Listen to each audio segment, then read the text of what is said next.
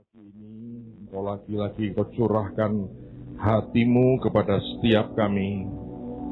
Beri kami mampu menangkap hati Tuhan. Karena tanpa kami menangkap akan hatimu, semuanya itu sia-sia. Terima kasih Tuhan, terima kasih. Kami syukuri anugerah-Mu yang luar biasa itu. Kami tahu sesuatu yang ajaib sedang Engkau buat di tengah-tengah kami. Di dalam nama Tuhan Yesus.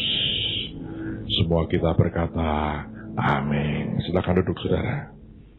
Well, ini hari-hari yang ajaib. Terima kasih untuk banyak bantuan yang saudara semua berikan. Saya gak pernah habis berpikir bahwa setengah tahun ini jadi sesuatu yang sangat berbeda sekali. Tadi pagi saya tinjau sekolah, saya sampai geleng-geleng, saya berpikir, kok bisa ya 6 bulan buat sekolah. Itu dari nol, sama sekali dari nol, saudara. Kita nggak punya guru, nggak tahu berapa gurunya, muridnya akan berapa juga tidak jelas. Saya buat survei, pada waktu itu ada kira-kira 400 anak yang orang tuanya berkata akan didaftarkan di sekolah yang kalau kita buat sekolah. Kenyataan sudah 1.000 lebih yang hari ini belajar bersama. Kadang-kadang saya nggak bisa ngerti, saudara, saya nggak bisa ngerti. Orang berpikir di luar, orang berkata ini sekolah pemulung, betul sih. Mulung berlian, mulung emas, mulung kain. Jadi mobilnya banyak itu yang di halaman parkir sekolah itu. Saya lihat, saya bilang Tuhan, ada satu hal yang buat saya syukuri kan, saya bilang gedung itu tidak sia-sia loh. Tadinya hanya Sabtu dan Minggu dan acara-acara khusus tempat itu akan didatangi banyak orang. Hari ini tiap hari. Saya bilang ajaib loh, ajaib. Kalau saya perhatikan cara Tuhan ngatur semua langkah demi langkah, saya kagum, sebenarnya saya kagum dengan Tuhan. Saya kagum dengan Tuhan dan saya lihat, saya bilang Tuhan, Engkau sedang melakukan sesuatu yang luar biasa. Saya berharap Anda bisa nangkap denyutnya, ya. Ketika saudara membantu dalam prosesnya, ketika itu Anda berpikir, oh ini kerjaan fisik, saya harap tidak itu yang Anda tangkap. Tapi saudara bisa tangkap denyutnya. Kalau denyutnya itu Anda bisa tangkap, itu kelak dimanapun Tuhan menempatkan saudara, itu jadi sebuah pengalaman yang sangat luar biasa. Sampai kapanpun, mestinya tidak akan dengan gampang dilupakan. Kelak saudara akan kerja, mungkin lebih besar lagi, Anda akan selalu ingat itu, bahwa ada saat, ada momen di mana kita lakukan sesuatu bagi Tuhan dan denyutnya Anda bisa rasain getarnya di dalam, Anda bisa berkata, ini Tuhan, ini Tuhan, ini Tuhan. Ajaib, saudara, ajaib. Saudara sedang menyaksikan dan ambil bagian dalam banyak hal yang menurut saya juga tidak masuk akal. So ini kelas yang paling hebat, kelas paling beruntung menurut saya. Tahun-tahun sebelumnya memang kita tahu ada banyak teori, ada juga kelas yang melihat waktu kita tumbuh dengan sangat luar biasa di awal-awal itu juga bagus mereka lihat, tapi mereka tidak melihat selengkap Anda lihat di tahun ini. Saya jujur berkata, kalau bukan Tuhan, sudahlah, tidak mungkin semua terjadi, nggak mungkin. Gimana buat sekolah 6 bulan? TSOA ini memang 6 bulan sih, dari ini tanah, tadinya nggak ada apa-apa, ini dibangun 2 asrama itu dengan gedung ini, dibangun dalam waktu 6 bulan, itu betul. Dan kemudian semua gurunya dan semua muridnya, dalam 6 bulan itu semua kumpul, dan kita bisa mulai, itu ajaib banget. Tapi TSOA ini kan lebih simple, kenapa? Karena kita tidak dipatok oleh kurikulum dari pemerintah. Begitu Anda buat sekolah, itu segala macam aturannya, rumitnya luar biasa. Saya masih ingat waktu pertama kali kita ngadep ke Diknas dan berkata, apa syaratnya kalau kita membuat sekolah? Itu syarat administrasi setumpuk begini. Kita lihat aja pusing, kita berkata, waduh gimana cara ngelengkapinya. Tapi bisa tuh. Dalam anugerah Tuhan, Tuhan tolong step by step, langkah demi langkah, langkah demi langkah. Ditinjau dengan segala macam, belum apa-apa. Dikasih 4 bus yang Anda sekarang sering pakai itu ajaib banget. Saya bilang, Tuhan, ajaib banget. Dan saya berharap, saya hanya berkata gini, kalau orang masih tidak bisa lihat Tuhan lagi gerak seperti itu ya, saya pikir saya nggak tahu lagi lah dengan apa orang bisa diyakinkan bahwa rohnya lagi bergerak dengan begitu kuat.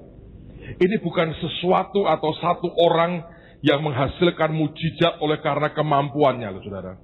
Ini harus dibaca sebagai Tuhan yang bergerak dan dengan tujuan tertentu sedang dia buat.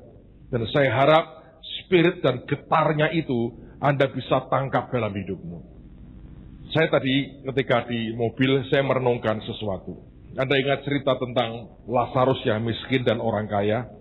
Waktu mereka mati, Lazarus naik ke surga dan dipangku oleh Abraham. Kenapa Abraham bisa mangku Lazarus? Karena Lazarusnya kurus sekali mungkin, saudara. Sehingga Abraham cukup kuat untuk mangku Lazarus. Nah, orang kaya kan di neraka. Dia ngomong apa? Suruh Lazarus kembali ke dunia. Orang itu kalau sudah sombong, kesombongan itu dibawa sampai ke neraka. Orang kalau biasa merentah-merentah, sampai ke neraka pun pengennya merentah. Bayangin, dia nyuruh Abraham untuk merentahkan Lazarus. Dia pikir kalau orang di dunia nggak punya apa-apa, melarat, sampai ke surga juga sama statusnya. Salah besar. Dia berkata, suruh Lazarus balik. Beritahu, aku masih punya saudara-saudara yang hidupnya juga seperti dia. Dan dia mau berkata, jangan sampai mereka ke neraka seperti aku. Dan Abraham berkata, ada kitab Nabi, kitab Musa, mereka bisa baca. Kalau mereka nggak percaya, dia berkata, kalau ada orang mati, bangun lagi kembali pun, mereka tidak akan apa? Percaya. Nah, jangan berpikir bahwa kita bisa percaya akan sesuatu itu dari Tuhan oleh karena pembuktian. Orang boleh dibuktikan dengan apapun. Sebetulnya tidak menjamin bahwa orang itu bisa percaya bahwa Tuhan lagi bekerja. Ya, saya beri contoh begini.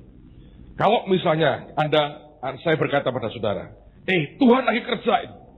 Normalnya ini.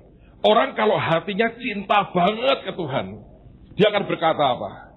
Tak akan kubiarkan dia sendirian. Aku akan ada di tempat di mana engkau berada. Itu kan lagunya Don Moen. I just want to be where you are. Ya toh? Nah, dia lagi hot nih, dia lagi kerja. Where are you? Kamu di mana? Lagunya bagus sih. Dan sebetulnya kita mesti nyanyikan itu. I just want to be where you are. Aku mau ada di tempat di mana engkau berada. Ada lagu dalam bahasa Indonesia yang referennya berkata, ku mau di sana. Anak-anak masih kata gitu, lagunya gimana sih? Ya, waktu gereja bangkit di akhir zaman kita berkata, ku mau di sana. Artinya setiap kali Tuhan mau kerja kayak apa dan kerja di mana, kita mesti di sana dong. Iya toh? Itu logis banget sebetulnya. Tapi bisakah Anda diyakinkan, Tuhan lagi di sana? Sebetulnya normalnya orang berkata, iya ya. Lah kita di mana? Tuhan lagi kenceng di sini. Ku mau di sana katanya kan. Tapi kenyataan tidak. Sebagian malah berkata, ini Beelzebub, ini setan, ini penyesat, ini segala macam. Anda, aneh lah pokoknya. Aneh banget. Saya dengar banyak cerita, saudara. Ada yang berkata bahwa ini sekolah dibiayai oleh 7 negara. Salah. 7.777 yang benar itu, saudara. Ini kadang-kadang, susah tuh. Lagi-lagi saya berkata, sebuah bukti telak begitu tidak membuat orang berkata, itu Tuhan. Jadi yang namanya manusia, Anda mesti ngerti ini. Yang namanya manusia ini ya, makhluk paling mengerikan. Itu namanya manusia. Dibuktikan kayak apa aja enggak. Iya toh. Coba saudara perhatiin. Kita buat KKR anak raja. Orang berkata, ya kan dikasih beras sih. Selalu lihat sisi beras. Selalu gitu. Kita ganti Indomie, ya karena Indomie sih. Kita kasih batu, ya karena batu sih. Pasti begitu. Apapun itu. Ini kenyataan kok. Apapun. Loh, kalau betul karena hal itu, buatlah. Kenapa nggak bisa lihat puluhan ribu orang datang ke Tuhan Yesus? Kita sudah baptis dari mereka hampir 800 orang. Berapa banyak orang kerja buat Tuhan puluhan tahun. Baptis 2 di antara mereka aja sudah dirayakan besar-besaran. 800, saudara. Tapi toh kita berkata, ya itu karena beruntung aja dia. Nasibnya baik, lagi baik. Apa yang bisa meyakinkan? Sampai Abraham berkata, ada orang mati ini hidup, ngomong lagi, tetap tidak bisa percaya. Nah, orang itu saudara, kepercayaannya bisa tipis banget. Dan pengertiannya bisa secepat itu. Nah, di mana sih persoalannya? Kita kan selalu berkata, I just want to be where you are. Kita pikir lagu itu adalah sebuah lagu penyembahan. Engkau di sana, aku juga mau di sana. Tapi ketika dia lagi kerja, kita nggak di sana. Engkau di sana, aku di sini. Hanya begitu terus. Jadi di mana kita ketika Tuhan lagi bekerja? Bayangin, kalau kita ini hamba ya. Kalau saudara ini stafnya presiden misalnya. Anda staf pribadinya presiden. Hari itu presiden berkata, aku mau sidak ke pasar. Misalnya gitu. Tiba-tiba dia ke pasar, Anda berkata, ya udah Pak ya, saya tak gambar di istana ya, katanya begitu. Ini kurang-kurang ajar sebetulnya. Dia nggak bisa ngerti apa yang jadi urgensi daripada tuannya. Hamba Tuhan juga sama. Anda mesti bisa nangkap urgensi di hati Tuanmu. Kalau itu nggak bisa ketangkap, Anda boleh lihat dengan matamu, orang boleh lihat Tuhan kerja seperti apa, hatimu itu loh getar aja tidak. Malah negatif, malah ngomongin ini, ngomongin itu, ngomentari ini, ngomentari itu. Sehingga apapun, saudara, tidak bisa membuktikan apa-apa. Di mana sih masalahnya? Masalahnya lagi-lagi balik di mana? Di hati kita. Kalau hatimu sudah dingin, hatimu sudah suam, dengan Tuhan kau tidak bisa lagi. Apapun yang dia buat, tidak akan pernah bisa menggetarkan hatimu. Kalau orang sudah mulai suam, arahnya sudah bergeser. Selama ada kepentingan untuk aku, atau keuntungan buat aku, dan kelompokku, dan kemauanku, itu aku akan di sana. Tapi ketika semuanya tidak, membuat Anda berkata, ya bukan aku kok, ya gua nggak diajak kok, ya gua ditinggal kok. Saya beritahu saudara, sejak zaman dulu, Tuhan sering ninggal orang. Baca di Alkitab. Alkitab berkata begini, pada zaman Hanas dan Kayafas menjadi imam besar, datanglah rema Tuhan kepada Yohanes. Di mana saudara? Padang gurun. Seluruh Yerusalem ditinggal. Memang Yohanes anak imam. Tuhan tidak melanggar janjinya. Dia imam tetap. Tapi Yohanes ditaruh di luar sistem. Karena sistem ini sudah jadi kingdomnya manusia. Dan Tuhan berkata, aku tidak bisa gerak dengan mereka lagi. Seluruhnya ditinggal. Dan Tuhan panggil satu orang yang aneh di padang gurun, dan Tuhan urapi dia. So, kalau Anda merasa engkau jadi hamba Tuhan, Anda merasa sudah lama ikut Tuhan dan melayani Tuhan, jangan pernah berpikir bahwa tidak mungkin Tuhan meninggalkan aku. Saya jamin saudara, kalau hatimu tidak terus panas dengan Tuhan, kalau di dalammu tidak ada kobaran passion dengan Tuhan yang begitu kuat, saya jamin tiba-tiba engkau kaget, Tuhan di sana, engkau di sini. Ada lagunya siapa yang Zaman saya masih muda itu. Kau di sini, kau di sana, aku di sini. Lagunya siapa tuh? Harvey? Whatever lah, siapapun lah. Lagunya kau di sana, aku di sini. Padahal harusnya aku mau di sana dan jangan di sini, saudara. Amen. So saya berdoa, Anda belajar. Saya belajar lewat ini. Anda mau dengar ini, kalau hati sudah tidak dengan Tuhan, apapun tidak pernah bisa membuktikan apa-apa. Tidak ada yang bisa untuk meyakinkan saudara bahwa Tuhan sedang bekerja. Tapi saya harap ketika Tuhan bekerja, di mana saudara pada waktu itu? Nah, sekarang mari kita teruskan apa yang kita sudah pelajari beberapa waktu yang lalu. Lihat 1 Samuel pasal yang ke-15. Kita masih belajar tentang hidup orang yang bernama Saul. 1 Samuel pasal yang ke-15. Judulnya Saul ditolak sebagai raja. Berkatalah Samuel kepada Saul, "Aku telah diutus oleh Tuhan untuk mengurapi engkau menjadi raja atas Israel umatnya. Oleh sebab itu dengarkanlah bunyi firman Tuhan. Beginilah firman Tuhan semesta alam.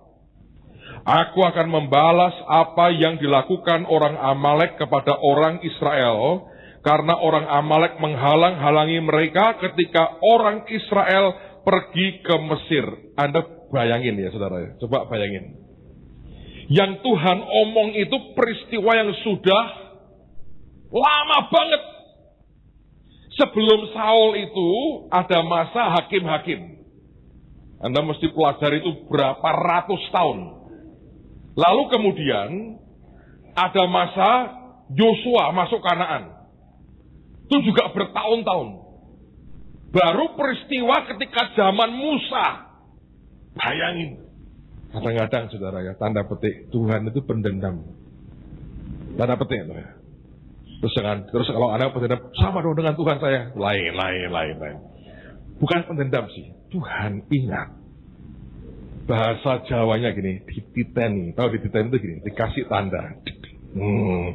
Kalau orang dikasih tanda sama Tuhan, Anda berbuat sesuatu, lo kok nggak terjadi apa-apa?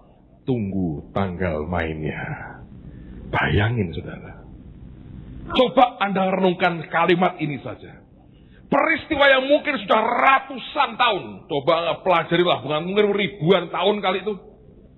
Karena berapa hakim yang kita baca itu. Tiap hakim kan sekian puluh tahun. Ya kan? Samuel sendiri berapa puluh tahun. Jadi ketika zaman Saul, Tuhan ingat yang dulu orang Amalek. Sebenarnya Anda harus tahu begini. Di dalam Tuhan, dalam benaknya, segala sesuatu itu ada perhitungannya. Ya. Kalau tingkat dosa orang Kanaan belum sampai. Kenapa orang Israel tidak dikeluarkan cepat dari Mesir, kemudian diberikan Kanaan? Sebab Tuhan berkata, sampai nanti tingkat kedurhakaan mereka genap. Jadi Tuhan itu ngitung, saudara. Anda boleh berbuat apapun, berulah apapun, hatimu goyang seperti apapun, Anda berontak terus. Dia berkata, 1, 2, itu ada malaikat menurut saya khusus mencatat. Kalau sudah mulai orange, arah ke merah, terus dia omongi Tuhan, "Bos, sudah hampir merah nih rapotnya. Oke, tim eksekusi siap." Gitu kira-kira saudara. Kalau bertobat, hilang. Nah itu ajaibnya. Tapi orang bisa bertobat, itu mujizat. Karena orang bertobat itu, orang sadar dosanya. Sadar salahnya. Tapi kalau sadar aja belum, rapot merah itu saudara. Dan jangan berkata, Tuhan sudah lupa kok. Dan berkata, siapa bilang? Tuhan itu pikun. Buktinya kejadian orang Amalek.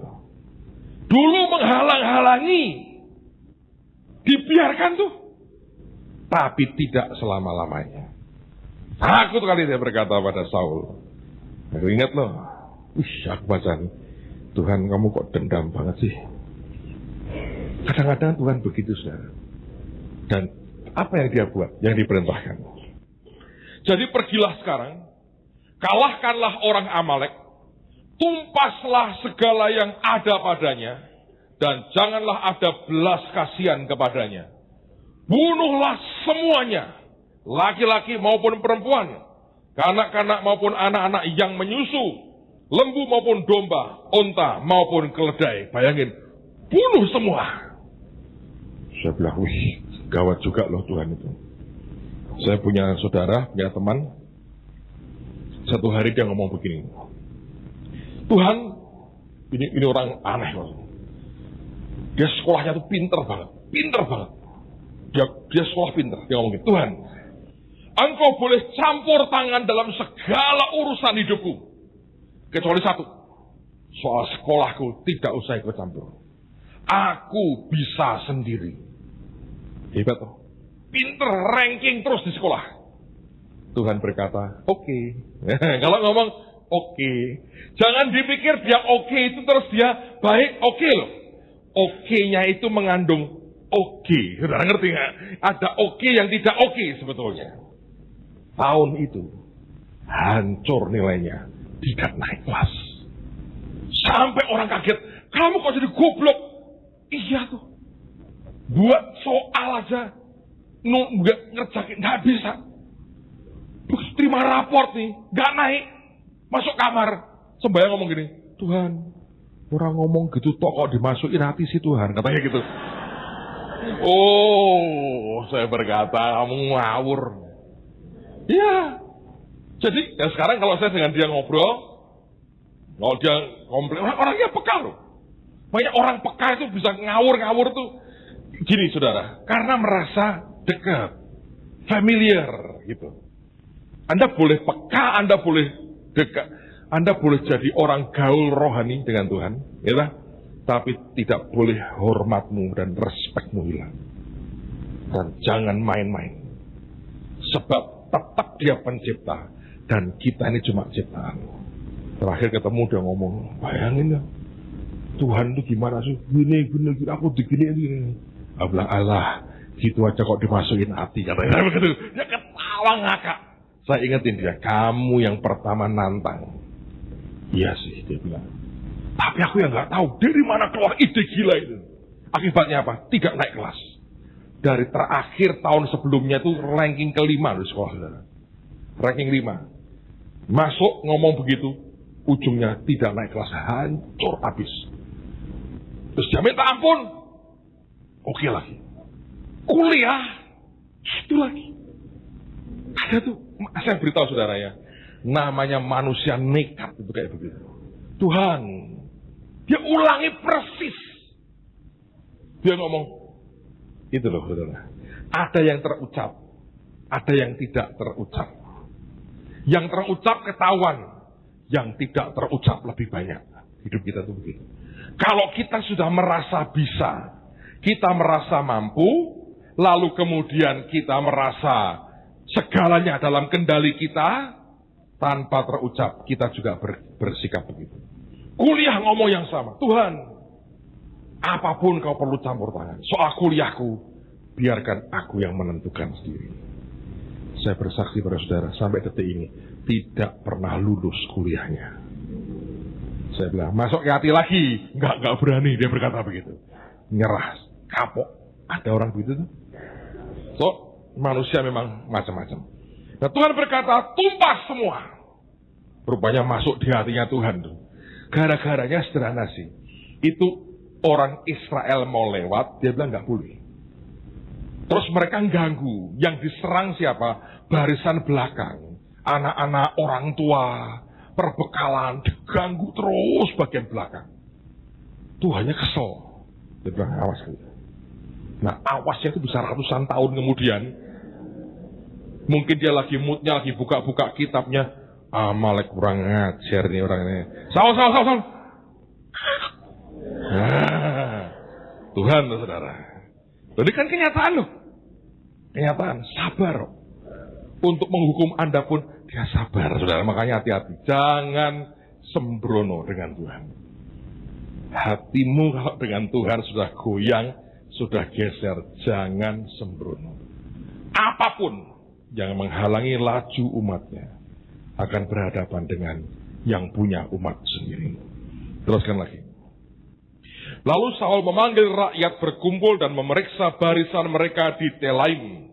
Ada 200.000 orang pasukan berjalan kaki dan 10.000 orang Yehuda. Setelah Saul sampai ke kota orang Amalek, disuruhnyalah orang-orang menghadang di lembah. Kalau Anda perhatikan, ini waktu itu kerajaan belum pecah loh saudara. Tapi setiap kali dengar nama Yehuda, itu kayak dipisahin.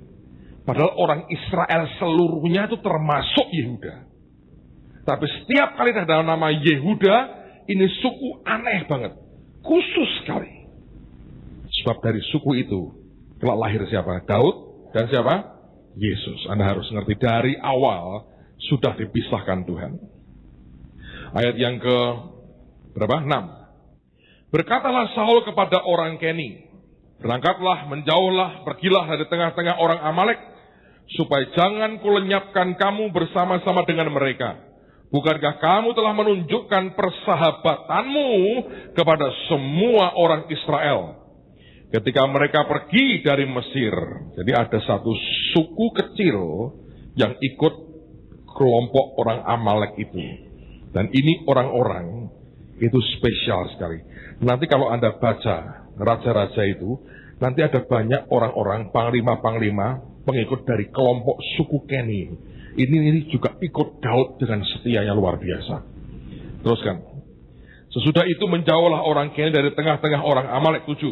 Lalu Saul memukul kalah orang Amalek, mulai dari Hawila sampai ke Syur yang di sebelah timur Mesir. Agag, raja orang Amalek, ditangkapnya hidup-hidup, tetapi segenap rakyatnya ditumpasnya dengan mata pedang. Tidak pernah jelas memang kemudian kenapa dia biarkan Agag hidup. Mungkin Saul berpikir ini orang ada manfaatnya. Sebab orang ini punya pengertian, pengetahuan, menyimpan banyak rahasia kekayaan Amalek. Pasti orang ini yang paling ngerti. Tapi Alkitab berkata, rakyat semua dibantai. Cuma rajanya dibiarkan hidup. Terus ayat yang ke-9. Tetapi Saul dan rakyat itu menyelamatkan Agag dan kambing domba dan lembu-lembu yang terbaik dan tambun, pula anak domba dan segala yang berharga. Tidak mau mereka menumpas semuanya itu. Tetapi segala hewan yang tidak berharga dan yang buruk, itulah yang ditumpas mereka. Dan ini bahaya besar, saudara. Di mana sih masalahnya? Orang kalau melakukan perintah Tuhan tanpa ngerti hatinya Tuhan, dia akan berbuat seperti ini. Orang itu akan ikut dalam sebuah peperangan, dan ternyata di dalamnya dia itu terlibat dalam perang pribadi. Soal penjarahan ini bukan penjarahannya Tuhan. Itu penjarahan pribadi Saul dan rakyat yang ikut dengan dia. Dalam perangnya Tuhan, dia berkata tumpas semua. Tapi kalau kita nggak ngerti hatinya Tuhan, kita akan jadi orang yang memanfaatkan Tuhan untuk kepentingan kita. Karena kemenangan itu Tuhan yang memberi. Lalu karena hati kita tidak ngerti hatinya Tuhan, hati kita tidak tune dengan hatinya Tuhan. Akibatnya kita berperang sambil kita nebeng kemuliaan Tuhan, kegerakan Tuhan untuk kepentingan kita sendiri. Dan Saul buat itu. Semua yang jelek dia tumpas. Semua yang baik, yang tambun, yang luar biasa, dia biarkan hidup. Teruskan lagi. Lalu datanglah firman Tuhan kepada Samuel demikian. Aku, apa saudara? Menyesal. Karena aku telah menjadikan Saul raja. Sebab, ini loh saudara, ini loh. Loh, sebetulnya kan kenyataannya sih, perang ya. Aduh, ini eman dong.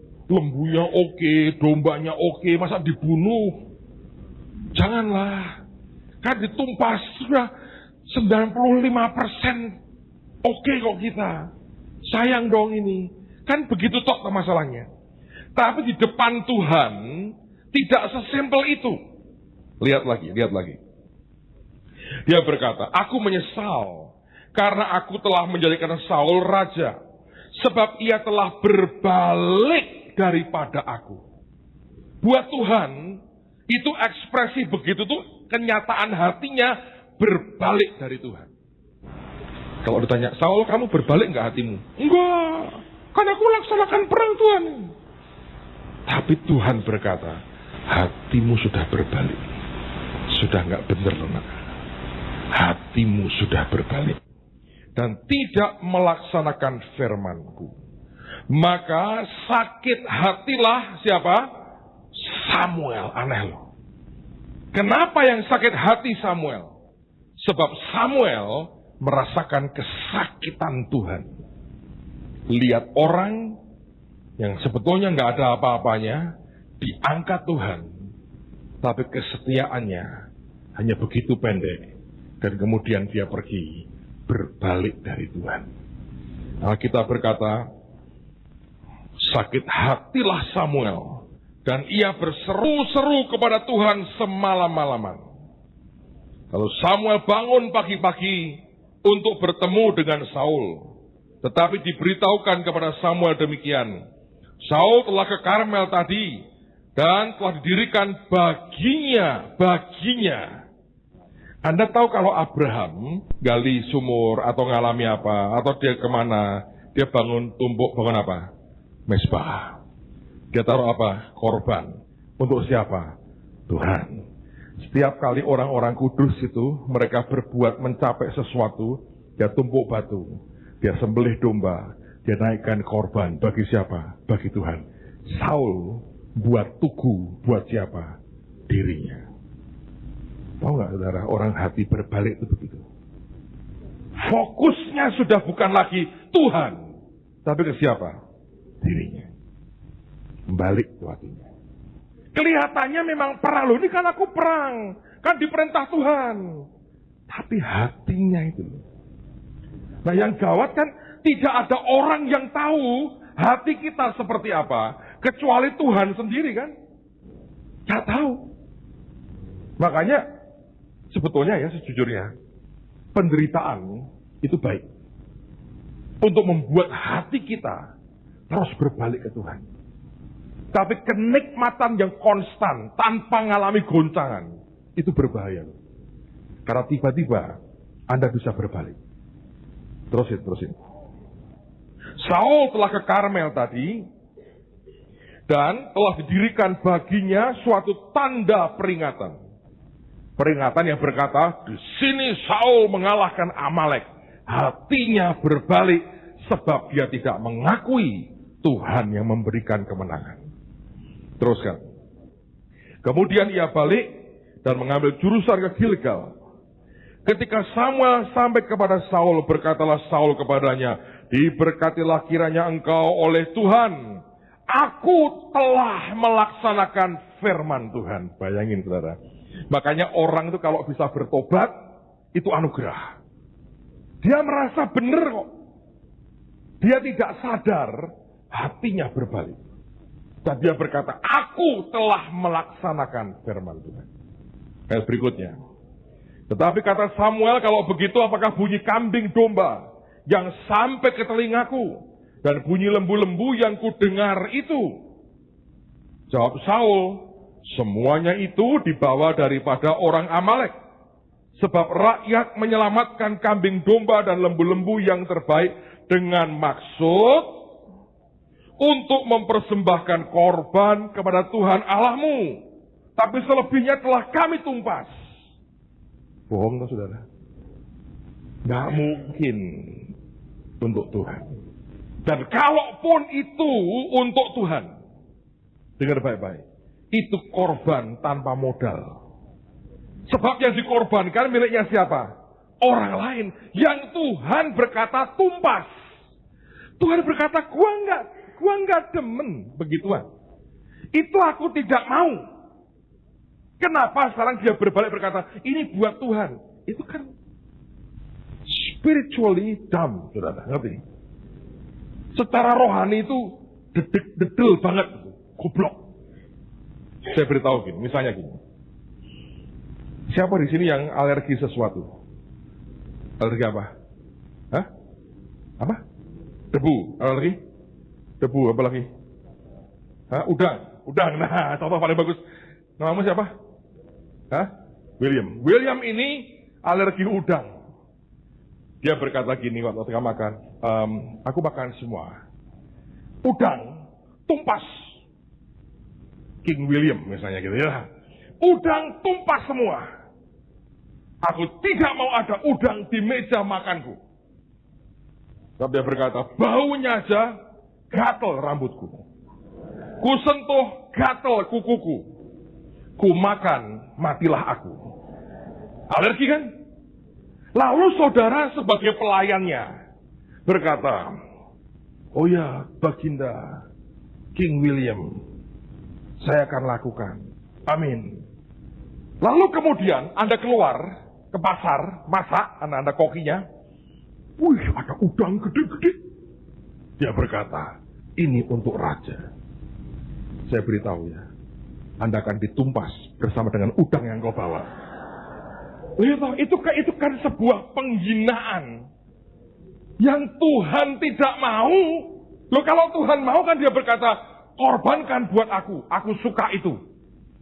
Dikira Tuhan kayak kita, suka makan barbeque, saudara. Mungkin juga sih. Tapi saya beritahu, yang Tuhan tidak mau, dikasihin ke Tuhan.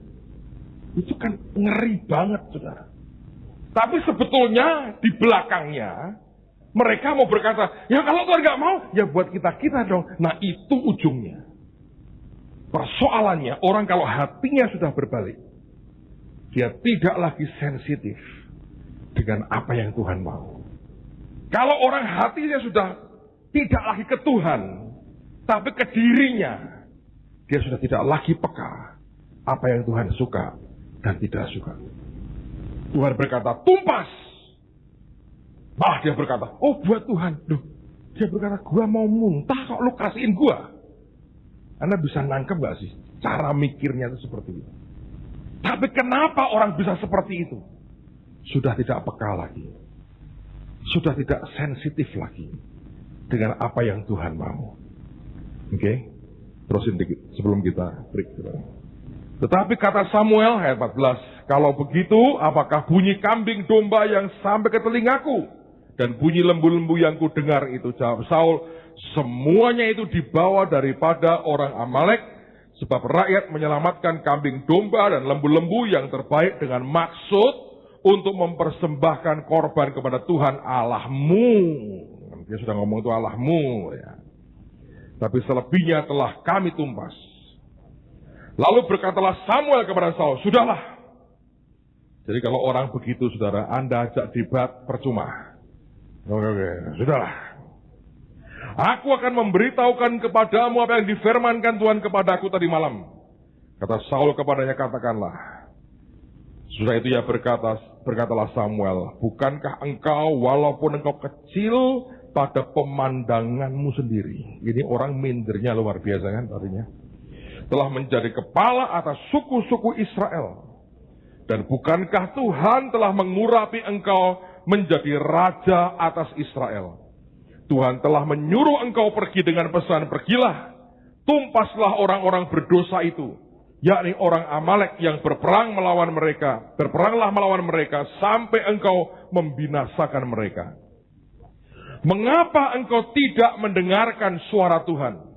Mengapa engkau mengambil jarahan dan melakukan apa yang jahat di mata Tuhan?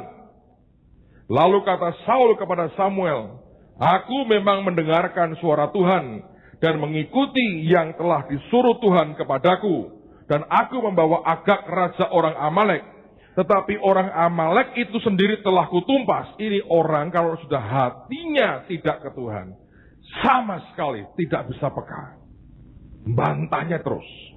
Berikutnya, tapi rakyat mengambil dari jarahan itu kambing, domba, dan lembu-lembu yang terbaik dari yang dikhususkan untuk ditumpas itu untuk persembahkan korban kepada Tuhan Allahmu di Gilgal.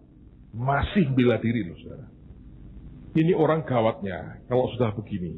Diomongin nggak bisa, bantah terus, Dia bela diri. Tapi jawab Samuel, apakah Tuhan itu berkenan kepada korban bakaran dan korban sembelian sama seperti kepada mendengarkan suara Tuhan? Dengan kata lain dia berkata, memangnya kalau lu bisa membakar korban semaumu, itu lebih daripada mendengarkan dia ngomong? Dia berkata, emangnya Tuhan butuh amat dengan korbanmu? Korban itu cuma ekspresi hatimu. Kalau hatimu sudah berbalik, engkau tidak mendengarkan suara Tuhan, mau kamu kasih apapun gak ada gunanya. Sesungguhnya mendengarkan lebih baik daripada korban sembelian. Memperhatikan lebih baik daripada lemak domba-domba jantan. Sebab pendurhakaan adalah sama seperti dosa bertenung. Pemberontakan sama seperti dosa bertenung. Dan kedegilan adalah sama seperti menyembah berhala dan terafim. Kenapa orang durhaka? Kenapa orang berontak seperti orang bertenung? Sebab ketika Anda lagi berontak, Anda akan punya pengaruh kepada banyak orang. Anda seperti memanterai orang dengan perkataan, dengan opinimu. Anda sedang menung orang untuk Anda bawa mereka ikut kepada saudara. Dan Tuhan berkata itu dosanya sama dengan bertenung. Ngeri banget saudara. Nah kita berkata karena engkau telah menolak firman Tuhan, maka ia telah menolak engkau sebagai apa? Raja. Saudara perhatikan baik-baik. Ada sebuah titik dalam kehidupan kita di mana segala macam ujian itu akan muncul. Dan di antaranya adalah ujian dengan harta. Dan di sini banyak orang tidak kuat, saudara. Banyak orang tidak kuat. Jelas Saul cuma alasan. Jelas, cuma alasan. Nanti kita akan lihat kenapa saya berani berkata cuma alasan. Itu tidak ada di benaknya untuk membakar korban ke Tuhan, itu nggak ada. Dia lihat jarahan begitu banyak, silau matanya. Makanya jujur saya mau berkata kepada saudara, tidak mudah loh untuk terima promosi dari Tuhan. Tidak mudah dapat sebuah kepercayaan. Tidak mudah dapat begitu banyak kemenangan. Karena di sebuah titik itu nanti ada begitu banyak ujian. Saul terima kemenangan yang luar biasa. Jarahannya begitu banyak. Dia nggak tahan. Orang Israel di bawah pimpinan Joshua. Anda ngerti? Setelah kemenangan besar, belah Yordan, meruntuhkan Yeriko. Terus apa saudara? Jatuh ke jungkel. Gara-gara siapa? Ahan. Ngambil apa? Barang yang dikhususkan untuk apa? Ditumpas. Yang Tuhan tidak mau malah Anda bawa pulang. Berapa banyak korban mati gara-gara Ahan jatuh. Ibrani 11, tokoh iman pertama, saksi iman pertama, Habel, yang berkenan dan korbannya berkenan. Kalau Anda lihat dalam kitab Yosua, kejatuhan pertama oleh Ahan karena materi. Karena sesuatu yang mestinya ditumpas, tapi kemudian diambil untuk dirinya. Yesus punya murid yang mengkhianati dia, berkhianat karena apa? Uang juga. Sekian puluh keping perak dia jual Yesusnya. Saudara, kita menghadapi suatu tantangan, challenge yang tidak mudah. Kenapa hati kita ini harus terus melekat ke Tuhan? Karena ujungnya nanti ada banyak hal yang harus dilewati. Ada banyak tantangan. Dan Tuhan mau berkata begini, jangan beri aku apa-apa ya, kecuali hatimu. Jangan beri aku apa-apa, kecuali cintamu. Jangan beri aku apa-apa, kecuali ketaatanmu. Jangan beri aku apa-apa, kecuali pengabdianmu. Jangan beri aku apa-apa, kecuali passionmu kepadaku. Jangan beri aku apa-apa, kecuali hidupmu kau serahkan kepadaku. Tidak ada yang lebih baik dari semua yang di dalam kita, yang kita taruhkan di hadapan Tuhan, dibanding dengan apapun di dunia, yang kita coba untuk menggantikan semuanya itu. Saya berdoa di tengah-tengah kita tetap akan muncul orang-orang yang hatinya, passionnya, geloranya ke Tuhan tidak pernah pudar sampai kapanpun. Mari berdiri sama-sama, saudara. Thank you. Mari angkat tangan semua di hadapan Tuhan. Ambil waktu untuk sembahyang, ambil waktu untuk sembahyang. Kira batas, di mana hatimu saat ini? Di mana hatimu? Di mana hatimu? Saya akan biarkan Anda 1 menit dengan Tuhan sendiri. Tanya saja, di mana hatimu? Di mana hatimu hari-hari seperti ini? Di mana hatimu? Kira lapasik ya rada kara lapatukur ya lapasik. Kira lapatukur dulu puya sik ya kaya rada ya lapatat. Kira lapasyukur dulu putu. Kira lapata kaya rana ya masyika. Kira lapasik ya rada lapatukur daya. Sik ya kara lapatukur itu kaya rada. Ya Tuhan, ya Tuhan, anugerahkan, karuniakan hati kami ini terpaut kepadamu, hati yang mengasihi Engkau, taat. Shikara dalam pataka, kira lapashikya kara dalam pataka. Tuhan Roh Kudus, Engkau yang menolong setiap kami, supaya hati kami ini tetap tertuju kepada Tuhan. Karuniakan Tuhan, anugerahkan ini buat kami. Biar mata kami, hati kami tidak silau melihat dunia ini. Tuhan, karuniakan buat siap kami hati yang mengasihi Engkau lebih dari segalanya. Terima kasih untuk firman-Mu. Berikan roh pengertian buat setiap kami, hikmat pewahyuan, supaya kebenaran-Mu ini boleh menjadi daging dalam hidup kami. Terima kasih Tuhan, kami bersyukur. Kami bersyukur untuk firman. Terima kasih Tuhan. Terima kasih Tuhan. Berkati waktu beri kami juga, biar tetap bawa hati kami ini tetap tertuju kepadamu. Terima kasih Tuhan. Demi nama Yesus, kami bersyukur untuk anugerah-Mu. Semua yang berkata